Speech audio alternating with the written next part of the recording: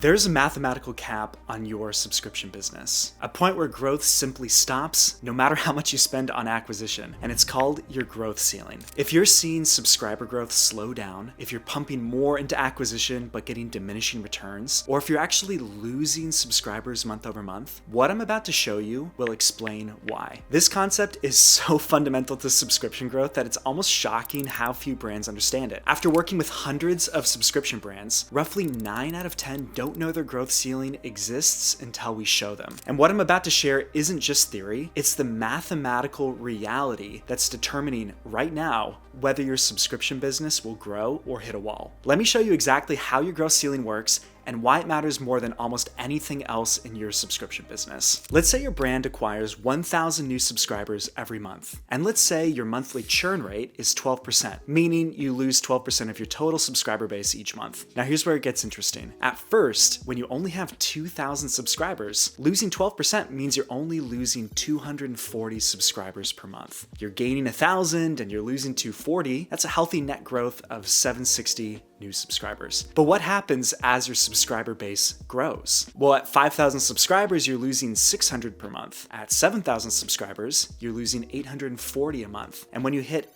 8,333 subscribers, something critical happens. At 8,333 subscribers, your 12% churn rate means you're losing exactly 1,000 subscribers each month, the same number that you're bringing in. This is your growth ceiling. This is where your growth stops. And here's what most brands don't realize, that this ceiling is mathematical. It's not about your market size, it's not about your product, it's actually just pure math. And unless you change one of the two numbers, your monthly acquisition or your churn rate, your ceiling is absolute. Think about what this means for your brand. Right now, with your current acquisition and your current churn rate, there's a hard number where your growth actually hits a wall. And if you're seeing growth slow down, chances are you're approaching that wall right now. Okay, so let me show you exactly how to calculate your own growth ceiling. The formula is simple. Take your average monthly new subscriptions acquired and divide it by your total subscription churn rate. Let's break this down with real numbers again. So if you're acquiring 1,000 new subscriptions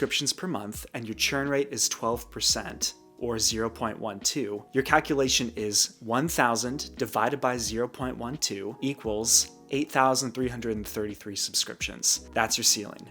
That's where the growth stops. Now, here's something crucial. This calculation shows you your ceiling in terms of total subscriptions. But what about revenue, right? What about MRR? To find your MRR growth ceiling, all you have to do is multiply your subscription ceiling by your average revenue per subscription, or by subscriber. So if your average paid subscription generates $50 in monthly revenue, your MRR ceiling would be 8,333 subscriptions times $50, or $416,650 in monthly recurring revenue. This is why the most successful subscription brands focus on 3 key levers. Number 1, increasing acquisition, right? Increasing that total number of subscriptions acquired. 2, reducing churn. And then 3, increasing average revenue per subscriber. If you change any one of these numbers, you raise your ceiling. Improve all 3 and you can shatter it completely. All right, so let's take a look at how each one of these levers works in practice to increase or decrease your growth ceiling. I'm gonna use the numbers from our previous example.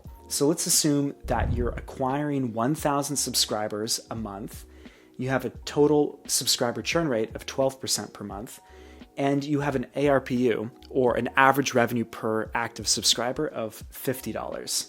So at this level, your active subscriber growth ceiling is 8,333, and you have an MRR growth ceiling of 416,666. So let's imagine that we increase our acquisition rate by about 20%. And so we go from 1,000 a month to 1,200 a month. Look what happens. Your MRR growth ceiling increases by 83,000, and you have added 1,600, almost 1,700 subscribers to your growth ceiling, boosting it to 10,000, right? So it makes a big difference. Now let's reset this and imagine that we were instead able to go from 12% churn to 10% monthly churn. Now take a look at what happens here. The results are the same, right? Our growth ceiling now increases to $500,000 and dollars and 10,000 active subscribers. But we've gotten there without acquiring any new customers, right? Customer acquisition stays the same. All we've done is reduce churn. This is why it's so powerful. And if you have a solvable churn problem, it's probably one of the best places to start. All right, and then let's go back to 12%. And let's just say we were able to go from $50 per active subscriber to $55 per month per active subscriber. Just by making that change, we haven't changed acquisition, we haven't changed churn, just ARPU. Our growth ceiling has increased by $41,000. And over the course of 12 months, we've added about $400,000 in new revenue to our business just by making that change. And when you start compounding all of those, let's just say we go to 1,200, we bring churn down to 10%, and we increase to 55. We've now added more than $1.3 million to our business in 12 months, and our new growth ceiling is almost 3,700 subscribers higher than it was previously. So you can see how that starts to compound over time.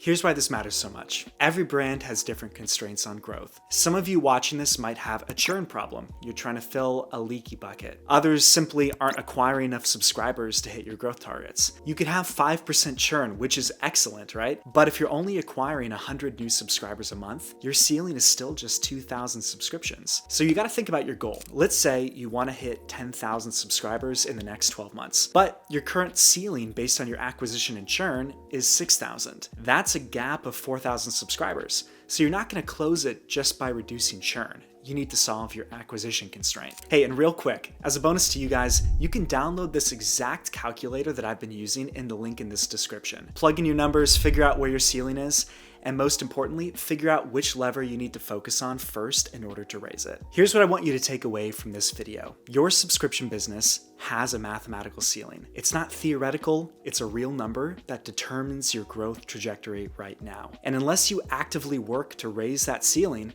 it's gonna catch up to you. And I see it all the time. Brands hit a plateau and immediately look at their marketing, their product, their pricing, but they miss the fundamental math that's actually causing the problem. So what I want you to do right now is this. First, download our growth ceiling calculator using the link below. Plug in your numbers, find out exactly where your brand's growth ceiling is right now. Secondly, look at those 3 levers we discussed: acquisition, churn, and average revenue per subscriber. Decide which one is actually constraining your growth. And third, if you found this helpful, make sure to be subscribed to this channel. We're gonna be diving deep into specific strategies for raising each one of these levers in upcoming videos. Understanding your growth ceiling is step 1. Breaking through it, that's where things get interesting. I'll see you in the next video.